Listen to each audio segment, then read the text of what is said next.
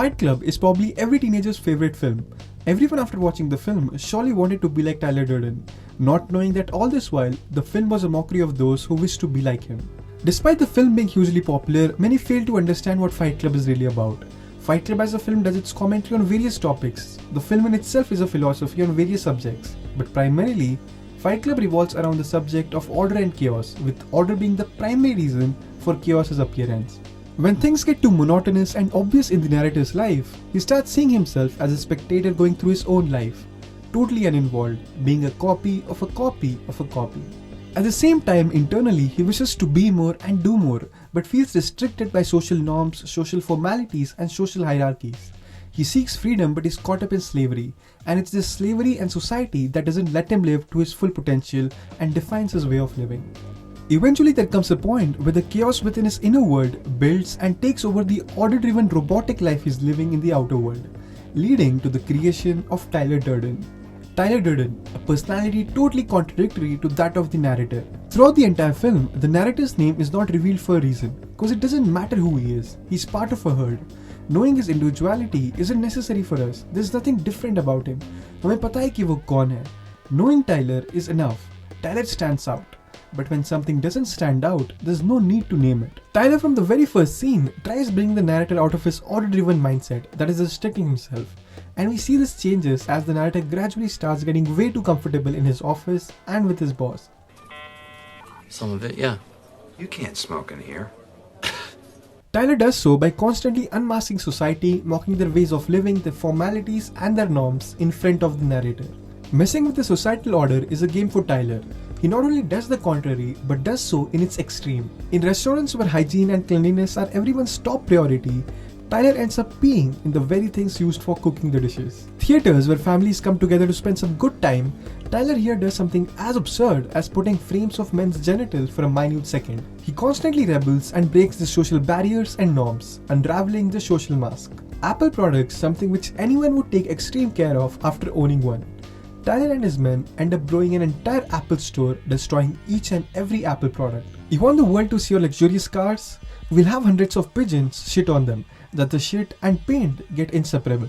The unwanted fat thrown out as waste after surgery is later used by Tyler to make and sell soaps, so people can then clean themselves with their unwanted selves. The things we own end up owning us, the things we own end up defining us.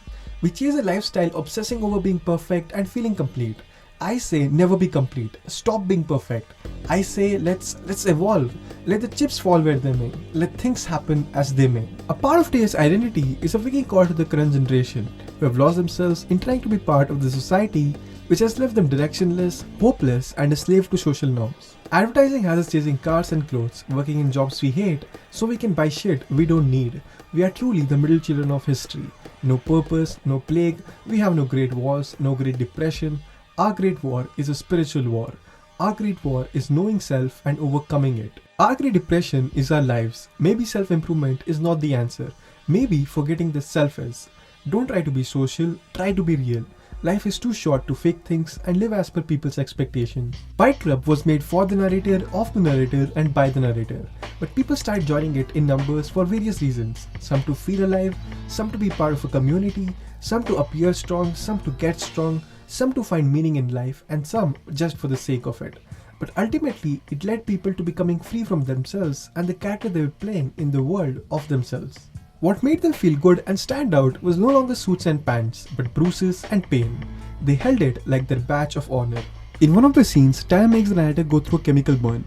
The pain gets so unbearable that the narrator chooses to escape it, trying to meditate, taking his mind away from the pain. In today's modern world too, meditation and spirituality, instead of being a medium of introspection, it has become the primary reason for escapism.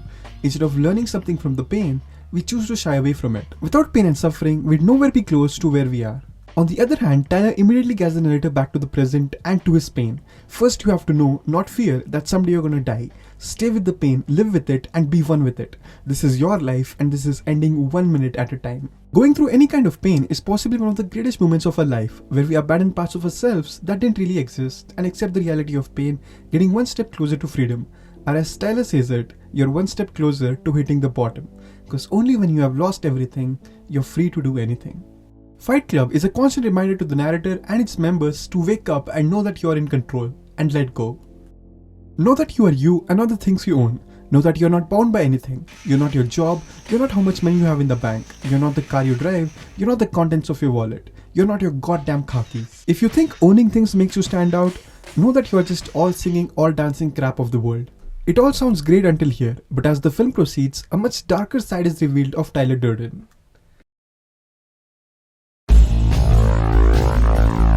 Fight Club, which was started to free self and society, takes a drastic turn, turning into Project Mayhem. From the transformation of society, the club now delved into destruction of it. In order to make the narrative stand out, Tyler ended up making everyone else a herd. The chaos which came out of order now led to the creation of the same order. Soon Project Mayhem was nothing short of any order-driven hierarchical corporate body, where people were addressed by their roles. Everyone was a copy of a copy of a copy. The roles were replaceable, they had uniforms, and nobody stood out.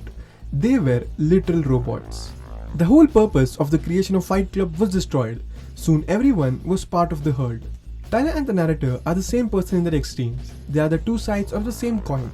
Despite Tyler being free in all the ways the narrator isn't, all he was able to do was bring the narrator from one end to another. Order and chaos are two prisons. Finding a balance between them is what matters. The yin and yang. Order and chaos are not just opposites, but also interconnected and interdependent in the real world. They are forces influencing each other. Just like how there is chaos within order, similarly there's order within chaos. The periods of chaos will eventually lead to order and vice versa. Each force can transform into its opposite. Nothing is permanent and only change is constant. And Fight Club in all its glory is a love story too. In the end, the narrator finally accepts his love for Marla, which earlier hid deep inside but couldn't be let out because of the differences in their lifestyle and the fear of societal judgment. It had to be someone like Tyler to go out there breaking these hierarchies, letting the narrator do what he truly wanted to do. This tells us that in reality we are free to be whoever we want to be. What stops us is our own perception of ourselves. Ultimately, the narrator relieves himself of Tyler, understanding both the extremes and finding the fine line between them. Tyler is not the solution. Tyler in himself is a new problem. You probably didn't know this because you weren't really talking about Fight Club.